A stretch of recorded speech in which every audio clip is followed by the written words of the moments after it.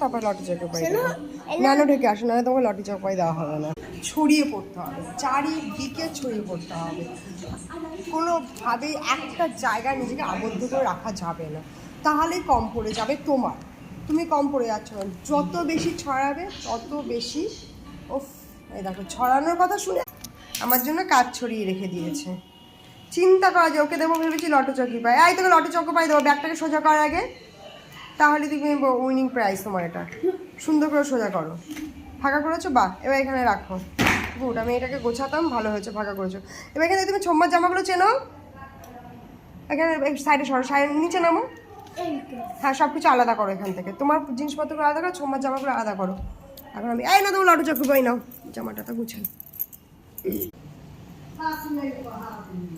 একটার পর একটা কাজ আমার আমার মানে আমি আমি আমি এসেছিলাম, আমার স্বামী অসুস্থ, তাকে নিয়ে আমার বাবার বাড়িতে একটু রেস্ট নিতে।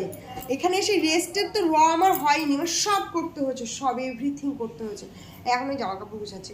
কী করবো ভাই, এখন যে একটা শালা থাকতো আমার বরের, তাহলে ভালো হতো, বা আমার যদি একটা দেওর থাকতো তাহলেও ভালো হতো। এখন সব কিছু একা দিয়েই করতে হচ্ছে, এত কাজ করতে হচ্ছে না, আমি সব কিছু একা সামলাচ্ছি, সব ছেলেকে নাওয়ানো, ছেলেকে খাওয়ানো, ছেলেকে সব কিছু। মার কাছে কিছু করছে না ছেলেটা, কিচ্ছু না, মার কোনো কথাই শুনছে না। আর আমরা এই মাকে কি ভয় পেতাম, ভয়ে বাঘে বাঘে কুমিরে এই এক ঘাটে জল খাওয়ার মতো অবস্থা ছিল আমাদের। আর সেই মা এখন আমার ছেলেকে এমন আহ্লাদ দেয়, এমন আহ্লাদ দেয় যে আমার ছেলে কথাই শোনে। এখন তো জামা কাপড় আমার কাছে ছিল, দিয়ে গেলাম।